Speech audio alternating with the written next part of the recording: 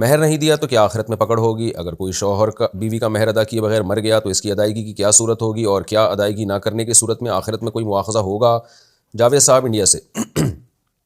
دیکھیں اگر بیوی کا مطالبہ تھا نا کہ مہر دو، اور وہ راضی نہیں تھی اس پر کہ شوہر نے کیوں مہر رکھا ہوا ہے اپنے پاس، اور مطالبہ کرتی رہی اور شوہر ٹال مٹول سے کام لیتا رہا، تو پھر تو یقیناً آخرت میں شوہر سے مطالبہ ہوگا، الا یہ کہ بیوی معاف کر دے۔ لیکن اگر ایسا نہیں ہے، جیسے کہ میاں بیوی میں بے تکلفی ہوتی ہے، مہر ایک ثانوی چیز سمجھا جاتا ہے، تو عورت بھی مطالبہ نہیں کر رہی ہوتی کہ بھئی ٹھیک ہے میرے حقوق ادا ہو رہے ہیں تو ہو جائے گا، جب اتنا کچھ ہو گیا تو مہر بھی ہو جائے گا بعد میں، تو شوہر کو تو پھر بھی چاہیے کہ دے دے مہر۔ لیکن اگر بیوی کی طرف سے مطالبہ نہیں ہے اور کوئی دل کی خوشی سے اس نے چھوڑا ہوا ہے، تو ایسی صورت میں اگر شوہر مر جائے تو اللہ سے امید کی جا سکتی ہے کہ انشاءاللہ آخرت میں مطالبہ نہیں ہوگا، اور اس کا آسان حل یہ ہے کہ شوہر کی وراثت میں سے پہلے اس کی زوجہ کا مہر نکالا جائے گا، اس کے بعد بقیہ وراثت تقسیم کی جائے گی۔ بیماری کی یہ کیا ہو گیا، بوٹ پر مسح کا حکم۔ وضو کے بعد بوٹ پہن لیے تو دوسری نماز میں بوٹ پر مسح کر سکتے ہیں یا صرف موزوں پر ہی مسح ہوتا ہے؟ عمران صاحب، دیکھیں وضو کے بعد کسی نے بوٹ پہن لیا نا، تو جب وضو ٹوٹے گا اس کے بعد سے 24 گھنٹے تک اس بوٹوں پہ بھی مسح کرنا جائز ہے، اور اگر مسافر ہیں تو 3 دن تک مسح کرنا جائز ہے، یعنی 72 گھنٹے تک وضو ٹوٹنے کے بعد سے۔ لیکن یہ ضروری ہے کہ وہ بوٹ جو ہیں ٹخنوں سے اوپر ہوں، یعنی ٹخنوں سے نیچے جو بوٹ ہوتے ہیں نا، عام طور پہ بوٹ ٹخنوں سے اوپر ہی ہوتے ہیں، تو ٹخنے اس میں ڈھکے ہوئے ہوں تو پھر اس پہ مسح کرنا جائز ہے۔ بوٹ کے اندر آپ نے موزے پہنے ہوئے ہیں، اس سے کوئی فرق نہیں پڑتا، یعنی بوٹ کو اتار کے موزوں پر مسح نہیں کیا جائے گا، بلکہ ڈائریکٹ بوٹ پہ ہی مسح کیا جائے گا۔ دوسری رکعت میں شامل ہوئے تو ثنا پڑھیں گے؟ جو آدمی ظہر کی دوسری رکعت میں امام کے ساتھ شریک ہو تو وہ خاموش رہے گا یا ثنا پڑھے گا؟ عبداللہ صاحب UAE سے پوچھ رہے ہیں۔ دوسری رکعت میں اگر امام کے ساتھ آپ شریک ہوئے تو خاموش کھڑے رہیں گے، آپ ثنا اس وقت پڑھیں گے جب امام سلام پھیر دے گا اور آپ اپنی نماز کے لیے کھڑے ہو جائیں گے۔ مسجد کی صف میں پہلے سے جگہ رکھنا، کیا مسجد کی پہلی صف میں کسی دوست وغیرہ کے لیے مسجد کا ٹیشو باکس رکھ کر اس کے لیے جگہ محفوظ کی جا سکتی ہے؟ سید عمران، سعودی عرب سے۔ نہیں کی جا سکتی، جائز نہیں ہے، پہلے سے کسی کے لیے آپ جگہ گھیر لیں، مسجد میں سب کا حق برابر ہے۔ ہاں یہ ہو سکتا ہے کہ کوئی شخص آیا صف اول میں یا کہیں خاص جگہ پہ بیٹھا ہوا تھا، تو اچانک اس کو کوئی عذر لاحق ہو گیا، جیسے واش روم جانا پڑ گیا اس کو، یا دانت سے خون وغیرہ آ جاتا ہے، بعض دفعہ وضو کے لیے جانا پڑتا ہے، تو ایسی کسی ضرورت سے اگر وہ گیا ہے تو پھر وہ ٹیشو کا ڈبہ یا رومال وغیرہ رکھ کے جگہ گھیر سکتا ہے، کیونکہ حدیث میں آتا ہے جو شخص کسی جگہ پہ جا کے بیٹھتا ہے تو وہ اس کا زیادہ حقدار ہے، اگر وہ کسی ضرورت سے جائے نا تو وہ جگہ اسی کی رہتی ہے۔ لیکن ایسا نہ ہو کہ پہلے آ کے جگہ گھیرنے کے لیے بیٹھیں اور پھر اٹھ کے ٹیشو کا ڈبہ رکھ کے چلے جائیں، یہ تو اتفاق سے کبھی ایسا ہو گیا تو ہو گیا، یعنی آپ آئے تو اسی نیت سے تھے کہ میں بیٹھوں گا، میں جگہ گھیرنے نہیں آیا، میں پراپر بیٹھوں گا، پھر کوئی اتفاق سے کوئی حادثہ ہو گیا تو اس کی وجہ سے آپ کو جانا پڑ گیا، تو پھر آپ جگہ گھیر سکتے ہیں، ادروائز نہیں گھیر سکتے۔ نماز کی ترغیب کیسے دیں؟ ہمارے کمرے میں چند لوگ ہیں، وہ اپنی مرضی سے نماز پڑھتے ہیں، کیا اس کا گناہ ہمیں ہوگا جبکہ ہم انہیں بولتے ہیں کہ نماز پڑھ لو؟ نیز کیا ان کے ساتھ کھانے کے لیے بیٹھ سکتے ہیں؟ عمر گل دبئی سے۔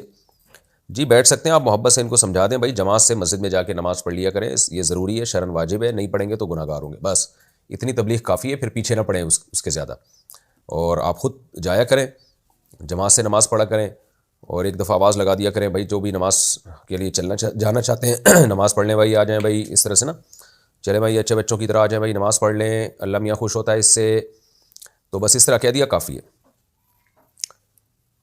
عورت کا پارک شاپنگ مال میں نماز پڑھنا، پارک یا شاپنگ مال میں نماز پڑھنا، کیا عورت پارک یا شاپنگ مال میں لوگوں کے سامنے نماز پڑھ سکتی ہے؟ اگر نہیں تو جو پڑھ لیں ان کو کیا دوبارہ پڑھا جائے گا؟ کامران صاحب پشاور سے۔ بھائی نماز جیسے مردوں پہ ضروری ہے، خواتین پہ بھی اسی طرح ضروری ہے، نماز قضا کرنا کسی کے لیے بھی جائز نہیں ہے۔ اب خاتون اگر پارک میں گئی ہوئی ہیں، شاپنگ مال میں گئی ہوئی ہیں، تو نماز کا ٹائم ہوگا تو انہیں وہیں نماز پڑھنی پڑے گی۔ کوشش کریں ایسی جگہ پہ نماز پڑھیں جہاں کوئی نہ دیکھ رہا ہو، مردوں کی نظر نہ پڑے، نہیں مل رہی جگہ تو جہاں جگہ ملے وہیں پڑھ لیں، بے شک مرد دیکھ رہے ہوں، نماز کا مسئلہ پردے سے زیادہ اہم ہے۔ اچھا بھائی کتنی لمبی پگڑی سنت ہے؟ پگڑی کتنے گز سنت ہے؟ جتنی سنت ہے، اگر اس سے کم ہو تو ثواب سنت کا ثواب ملے گا یا نہیں؟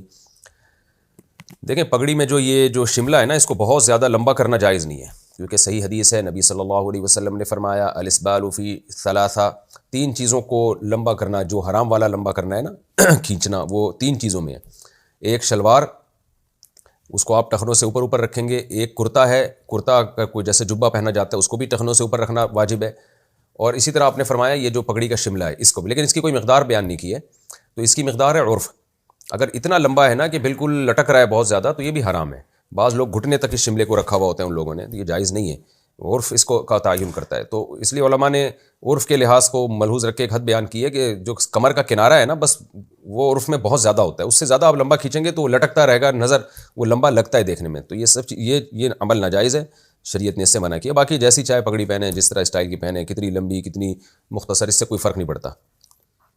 آب زمزم, اچھا یہ تو الگ مسئلہ ہے. یورپ میں نقاب کے بغیر رہنا, یورپ میں ہچکچاہٹ کی وجہ سے یا ماحول نہ ہونے کی وجہ سے عورت کو چہرہ کھولنے کی اجازت ہے, یعنی نقاب نہ کرنا جائز ہے یا نہیں؟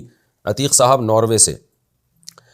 بھائی اگر کہیں پردے کا کلچر نہیں ہے نا تو ثواب تو وہیں ملے گا. تو خواتین کو چاہیے یورپ میں چہرے کا پردہ کیا کریں, اس سے پردہ پروموٹ ہوگا. ٹھیک ہے کچھ لوگ مذاق اڑائیں گے اور کچھ کہیں گے یہ کیا ہے, دیکھو یوں, اس طرح کی باتیں ہوں گی. لیکن جو نیکی میں پہل کرتا ہے نا, حدیث میں آتا ہے من سنّ سنتاً حسنتاً فلہ اجرھا و اجر من عمل بہا. جس نے بھی کسی نیکی کی بنیاد رکھی تو جب تک قیامت تک اس نیکی پر عمل ہوتا رہے گا, بنیاد رکھنے والے کو ثواب ملے گا. تو یورپ میں عام طور پہ زیادہ رواج نہیں ہے چہرے کا پردے کا. تو اگر مسلم خواتین وہاں اپنی ہچکچاہٹ اور لوگوں کے طعنے کو ایک طرف رکھ کے پردے کو پروموٹ کریں گی, تو آج جن خواتین نے یہ کام کیا ان کی دیکھا دیکھی آہستہ آہستہ یہ چیز کلچر کا حصہ بن جائے گی, اور قیامت تک جتنی خواتین پھر چہرے کا پردہ کریں گی ان خواتین کو اس کا ثواب ملے گا. صحابہ کرام جب مسلمان ہوئے نا, شروع میں نماز پڑھتے تھے تو لوگ ان کا مذاق اڑاتے تھے. پھر جب اذان دینا شروع کی ہے تو یہود و نصارہ اذان کا مذاق اڑاتے تھے. تو اس مذاق کی وجہ سے اللہ نے یہ نہیں کہا کہ اذان دینا چھوڑ دو, اللہ نے فرمایا کہ یہ ناسمجھ لوگ ہیں, بے وقوف لوگ ہیں کہ اللہ کے کلام, اللہ کی کبریائی کا مذاق اڑا رہے ہیں. تو صحابہ کو اللہ نے یہ نہیں کہا کہ یہ چونکہ مذاق اڑا رہے ہیں لہذا اذان چھوڑ دو. تو اسی طرح مسلم خواتین کو اسلام کا جو ایک کلچر ہے, اسلام کے جو احکامات ہیں اس کو دل و جان سے فالو کرنا چاہیے. مذاق اڑانے والے تو نماز کا بھی مذاق اڑاتے ہیں, اذان کا بھی مذاق اڑاتے ہیں. میں نے دیکھا اذان کے وقت میں بہت سے لوگوں کو اذان دیتے ہوئے شرم آ رہی ہوتی ہے, کہیں سفر میں ہوتے ہیں نا کہ لوگ کیا کہیں گے. بھائی لوگوں کو چھوڑو یار, اللہ کی کبریائی بیان کرو, اسی سے اللہ خوش ہوگا. تو ان چیزوں میں شرمانا نہیں چاہیے. شرمانا تو ان خواتین کو چاہیے جو جوان ہیں اور چہرہ کھول کے گھوم رہی ہیں, جبکہ کوئی قانونی پابندی بھی نہیں ہے چہرہ ڈھانپنے پر. یا تو ہوتا ہے نا کوئی مجبوری ہوتی ہے, تو ضرورت تو شرم تو ان کو آنی چاہیے نا کہ جوان ہیں اور پھر بھی چہرہ کھول کے گھوم رہی ہیں. تو جس کو شرم آنی چاہیے اس کو آنی رہی, جس کو نہیں آنی چاہیے اس کو آ رہی ہے. تو